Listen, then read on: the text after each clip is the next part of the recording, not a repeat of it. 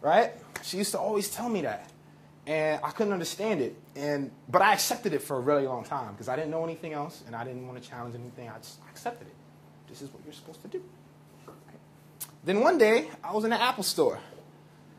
Shirley, I was in the Apple store one day, and I saw an iPod. And let me ask you a question. Anybody here own an iPod? Anybody? By the way, you know what it is? I realize that we're in Brooklyn, so no one wants to admit that they have. I don't want to get robbed, son. I did this presentation in Westchester. Everybody was like, yeah, I got an iPod. We on Newkirk Avenue. But have you guys noticed that the iPod today doesn't look like the iPod 7 years ago? Yeah. Right? Why is that? Well, because to change and stay competitive, they had to adapt. They had to adapt to change and stay competitive. Right? Since we're at HABNET, I want to suggest to you that Haitians, in order to stay competitive, we have to change to stay competitive. Just like you had the iPod, then you have the iPod with the little screen with the little pictures, then you got the iPod 2 and the iPad, we too must go from what I like to call IT 1.0 to IT 2.0. And the way to do that, and this is applicable to all cultures, I know not everyone in here is Haitian, the way to do that is through bridging the generational gap in knowledge and mentorship, right? But I'm going to show you specifically for this community what that looks like, if you would allow me, Jackson. Would that be all right? Please. Okay. So in IT 1.0, the world looks and stares in shock and awe at Anderson Cooper and all these people pity us for what has been destroyed in Haiti. In IT 2.0, the world will marvel at what Haiti can build. In IET 1.0, that old but tired expression, you've all heard it, well, it's good enough for Haitians or my people, will be replaced with best in class because we deserve the best.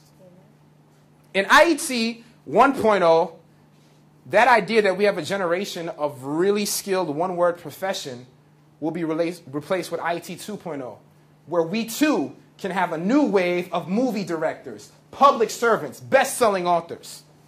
Now, let me ask you guys a question. Does anybody here ever heard of Bill Gates? Raise your hand if you've heard of Bill Gates. Now, he's a white billionaire, okay? Keep your hand up, keep your hand up. Whole armpit, please, whole armpit. Now, I want you to keep your hand up if you can tell me the name of a Haitian billionaire. Yeah.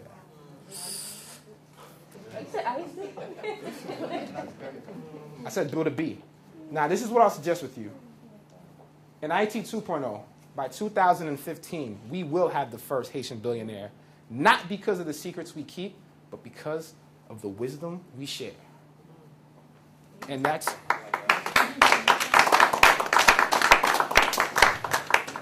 So the first thing that I want to, speaking of sharing wisdom, the first thing I want to suggest to you is, I wrote a book about mentorship. I've been traveling, and I've kind of been looking at what's going on.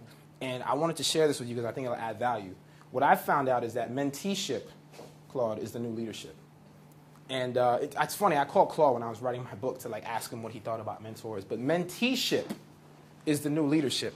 Let me tell you exactly what I mean.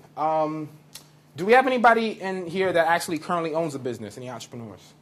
All right, so you guys are probably familiar that the U.S. government recently had the private-public partnership Startup America, which is an organization to help high-growth companies, and they've partnered them with 5,000 mentors. Is anybody here trying to get their business off the ground? Okay. So Fred, you might be interested in this for Compound Tuesday. There's an organization called 100 Urban Entrepreneurs, and they give $10,000 a month to, all you have to do is give an elevator pitch of your business and 8 weeks of mentorship to help you get your business off the ground. Menteeship is the new leadership. Anybody here getting an MBA or a master's or anything like that? Or want to? Next year? Okay. Well, let me share this with Catalyst Research, which I'd love to send you this study because they do a lot on women in leadership and career in the workspace. They conducted a study that showed that people who graduate and leave an MBA earn on average $9,200 more in salary per year if they have a mentor than if they don't have a mentor. Menteeship is the new leadership. And by the way, I was like $9,200 a year. I kind of tried to do the math. So I went to Walmart and I found that you could buy a flat screen for $400. So I was like, Dad, that's 23 flat screens. So if the person that wants to be in the MBA partners up with the entrepreneur, I'm sure you can flip that for a lot more, right? So Do we have any really driven and motivated women in the room? Okay, cool. I'm glad all the women put their hand up. Nobody wanted to be left out. I'm friends with this lady at Black Enterprise. She organizes a Women in Power Summit.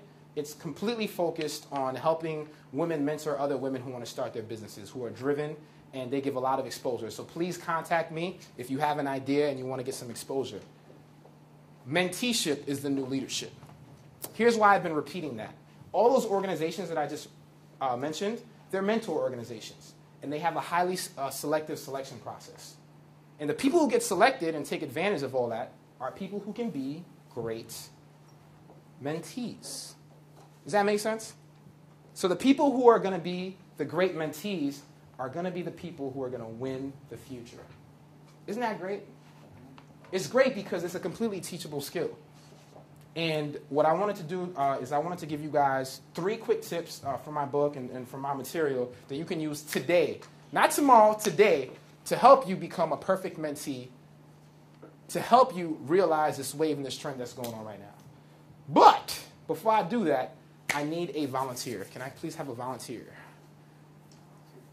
Regine.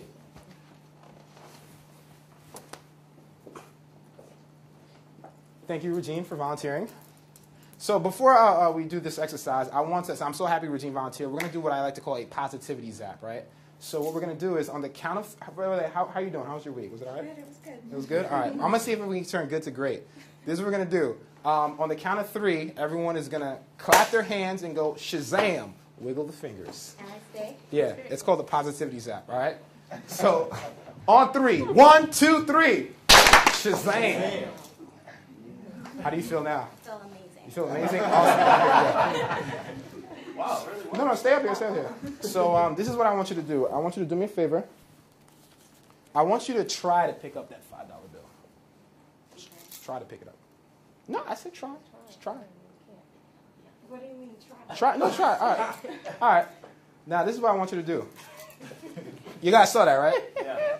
Now, what I want you to do now is pick up that $5 bill. I don't get it. All right. No, that's yours. That's yours. No. So this is what I want you. This is a teaching point. All right. Now, what happened when I told her to try to pick it up? She hesitated. All right. Now, let me ask you a question. Did I ever at any point say you can't pick up that $5 bill? No. So, in the end, when she was hesitating, was it me holding her back?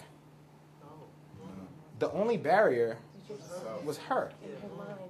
Because she was thinking, I'm going to try to do this. But when I said, pick up the $5 bill, and she said, I'm going to do this. Bam! $5 foot long. How you doing? How you doing? Right? So thank you so much. No, that's for you. No, have a seat.